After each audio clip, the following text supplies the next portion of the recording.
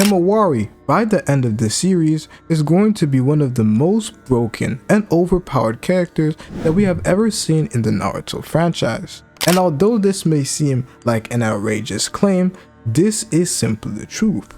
Not only have we seen a big focus on Himawari, which we don't usually see being the case, especially when it comes to female characters in the Naruto franchise, but she also possesses multiple different avenues in which to make her stronger, and this is exactly what we're going to be discussing in today's video, as it isn't for any random reason that she was the one to eventually end up becoming one with Kurama. There is a debate on what exactly she is, but the best way we can understand who Himawari is right now in the time skip is an entity who is in between being a Jinchuriki in the conventional way, having a tail beast sealed inside of her. She is in between that and in between actually being a biju. So she is a human biju. This is the best way that I can understand it, and it does make the most sense. This is why, unlike Jinchurikis, she is capable of performing the tail beast bomb in her human state. So what avenues can we expect Ikimoto to explore when it comes to Himawari? The first thing that I would like to say is the fact that Himawari is following a Gohan potential-like method, in the sense that she is essentially a prodigy in which she has been gifted with this crazy ability of her and her biju powers. And this is something that I'm quite happy to see a female character have in the Boruto series, as we don't usually see these kinds of crazy abilities being given to female characters, and this is something that I've wanted to highlight in multiple different videos, but Ikimoto has really taken the time to actually make some of his female characters quite interesting. We have Ida, who for some people, understanding her writing may be a little bit more complex, but we'll definitely get to learn more about her in the future. But especially with Himawari, we've seen her appear and actually be quite relevant in the series when it comes to her fighting versus Jiraiya, her even training. Ikimoto definitely has a plan when it comes to her character.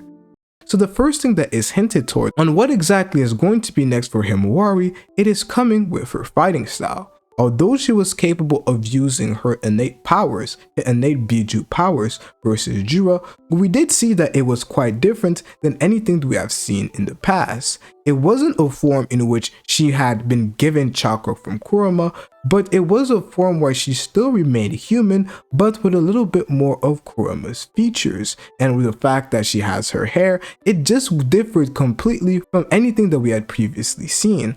Similar a bit to Kushina, but apart from her hair and the way that it stood out, there wasn't many similarities to what we had seen in the past.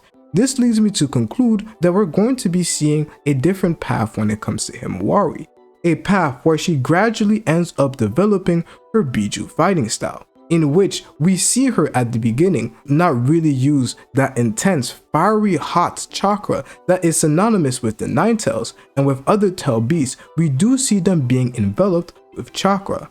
And we learn that in this chapter, it is because Himawari still doesn't really comprehend what it means for her to be a biju. A biju is the embodiment of chakra, it is chakra itself. But when it comes to Himawari, she is a human biju. So it isn't as easy for her to express that fact that she is chakra. So what Himawari is to do next is be able to use her chakra in ways that are quite imaginative and in ways that end up truly showcasing her chakra control. And this is what Kurama basically says. For Himawari to go on to the next level, she has to really master her chakra control. And that is due to the simple fact that when we do even see Jinchuriki's fight, like when Naruto was on a rampage fighting versus Sasuke in part 1, we did end up seeing that Kurama's chakra enabled him to create these chakra arms that was able to extend way past his actual physical limits, his physical arm length.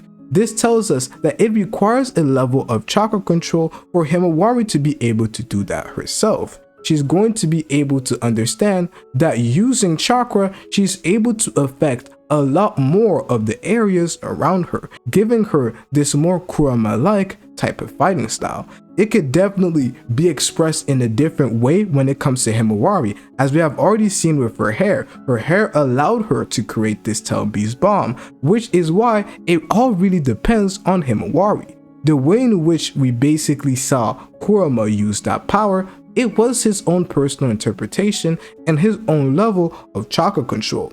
So we could see a different fighting style that ends up different from the one that we see from Kurama, but obviously there are some points in similarities, but it all really depends on how Himawari is capable of imagining herself affecting the field, and how good her chakra control actually is. So one thing I would definitely like to point out is I do believe that her hair is going to be something important, as it was basically what allowed her to perform the Tail Beast bomb.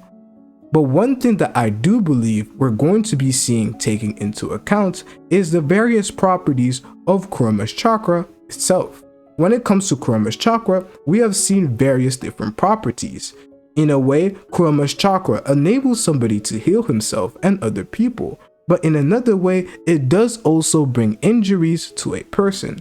We saw that being the case when it came to Naruto fighting versus Orochimaru, where he ended up going berserk when the third or fourth tail ended up appearing. This showcases both an aspect of healing but an aspect of destruction, which Sakura eventually had to heal.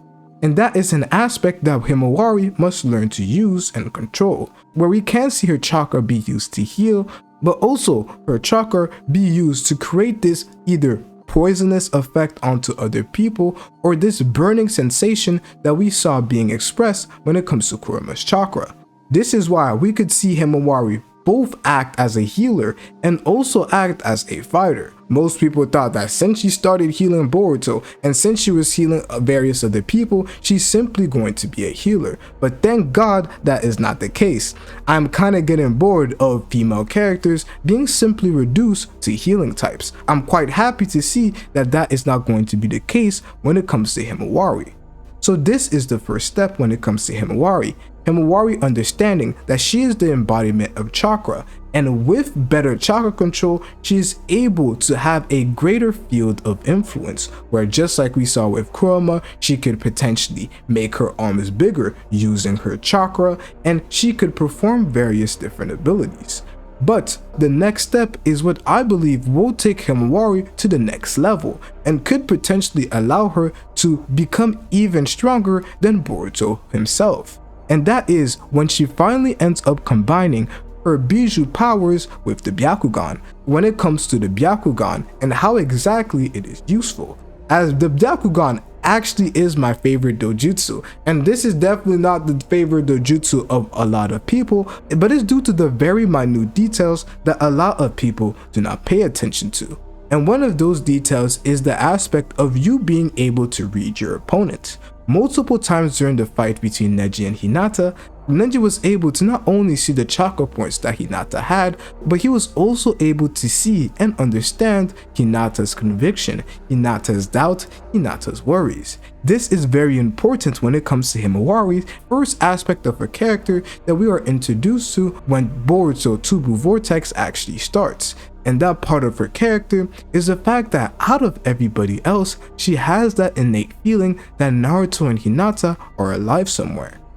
And this is most likely due to the fact that she is either somehow capable of feeling their chakra in another dimension, or she is able to pick up on the body language that Kawaki is showcasing to determine the fact that Kawaki is being deceptive in a way and is carrying some sort of burden, and may be deceptive when it comes to Naruto being dead, as this was the only thing that wasn't covered by omnipotence. Other characters were able to understand that, like Jira, but Himawari, who also has a pretty interesting dynamic with Jira, she was also able to pick up on that. And this is without any evidence actually being put into place. Out of everybody, she just simply knew there was something about the way Kawaki was acting, according to her, that she was able to pick up on. So I believe that we're going to see a very interesting fusion of those set Byakugan powers that we know that Himawari has and has already awakened when it comes to the anime at least, and her Nine Tails powers. So how exactly is that synergy going to work? And the way I believe it's going to work is with her learning the Gentle Fist in her own biju way, where she is capable of injecting biju chakra onto her opponents and other people. And the reason why I say biju chakra and not regular chakra is because on a certain level, when you reach that high tier in Naruto, their chakra oftentimes is able to bypass some of the properties of the Gentle Fist. And this is clearly shown when it comes to Naruto. He was able to overcome the Gentle Fist by using the Nine Tails powers. And he has also been able to do that versus Momoshiki when he fought Momoshiki, especially when Momoshiki used the Gentle Fist technique on Naruto when he was in base. But later on, he ended up tapping into his Nine Tails powers and was able to keep on fighting. This tells me that the Nine Tails powers, or at least Tail Beast chakra, biju chakra, is capable of negating the effects of the Gentle Fist, and this would make a lot of sense, as we have consistently seen that Tail Beast powers, or Tail Beast chakra, works a lot better than regular chakra, and that is most likely due to its intensity, as we've seen with multiple different people. Also with Sasuke, that with the Mangekyo Sharingan, it changes the intensity of your chakra, which allows you to perform feats that are not usually possible. So what is the reason I bring this up? The reason why I bring this up goes back to the fact that we know that the Nine Tails powers possesses this almost poisonous or burning like effect that its chakra has, especially when it goes into somebody's body or somebody is exposed to it. So an easy way to bring back the Gentle Fist for the top tier characters would have Himawari using the Byakugan and then injecting her powers, those Tail Beast powers or those Nine Tail powers coming from her chakra, which brings forth those poisonous or even burning like symptoms that we have seen characters like Naruto even experience, but this time it would be to their chakra points itself, which would actually enable her to bring back the Gentle Fist to the top tier characters and deal a lot more damage, and damage that could actually be permanent. This is the reason why I'm always saying that that image that we saw of Boruto with those Nine Tail powers and the Byakugan is going to be given to Himawari, where Himawari with the Byakugan is going to be able to have a style in which she is capable of using the Gentle Fist and is also capable of fully using her imagination to affect the area around her at a greater degree, using her biju powers, but also combining all of that together to create an ability in which she is capable of injecting biju chakra into other people, only for harmful effects, only to enable a status effect where they're either feeling like they're burning in the inside, completely destroying their chakra points, or give them a poisonous effect where over time they are less and less capable of using more chakra. This is the path that I believe that Himawari is going to go down. And with the fact that we know that the Byakugan has these hidden powers or these little details that some people may have not picked up, I believe it's the perfect moment for you to watch this video right here, as that's exactly what I end up discussing.